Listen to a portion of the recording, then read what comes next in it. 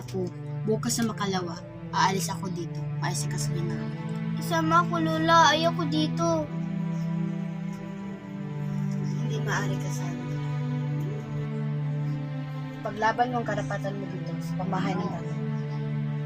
Tanging itong bahay lang ang meron ka.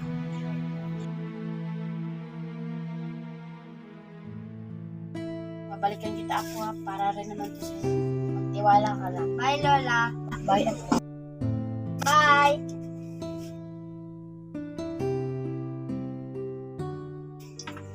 Ang OA mo naman, sobra. Simula ngayon, matuto ka ng lugar sa pamilya namin.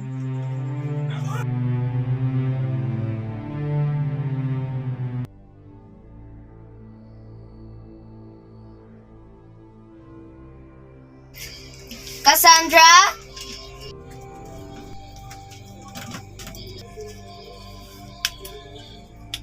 Cassandra, give me some juice.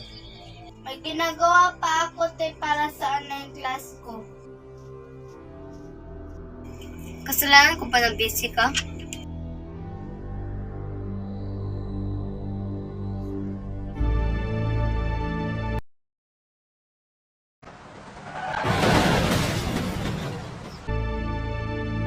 Ito po, ate. Sabi ko, Diyos, hindi tubig. Napakatanga mo.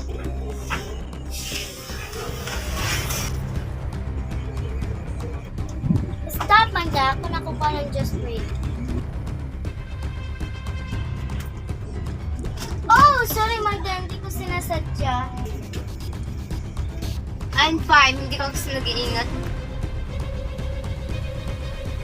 Ngayong alas 3 ng hapon, naganap ang pagsabog ng dalawang sasakyan at nagkonfirma ang aming team na ina ni Miss Claudia Salvador at ni Savannah S. Bartolome ang namatay. Lola, ba't mo ko iniwan?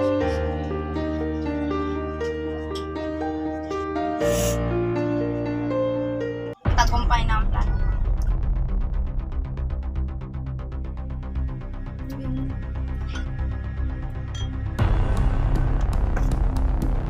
Sa ngayon, si Cassandra na lang sa gabal sa mga plano ko.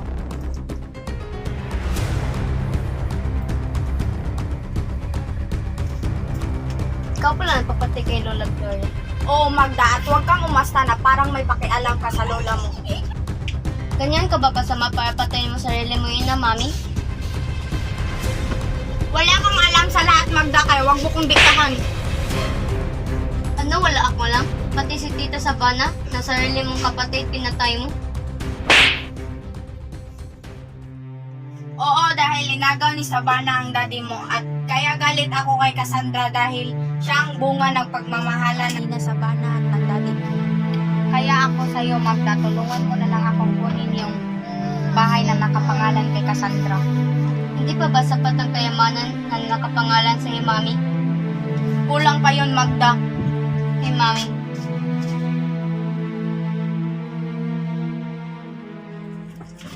Hello, Claudia. Napadala ka dito, Charlie. Saan si Magda, yung inaanak ko?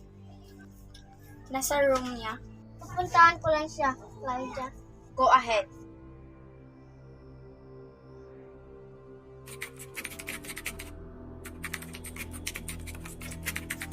Magda, Bakit ka nandito, Tita?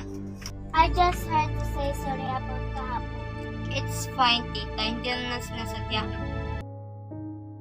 Napantinto ka lang sana, Lola. Pinatanggol mo ako kanina.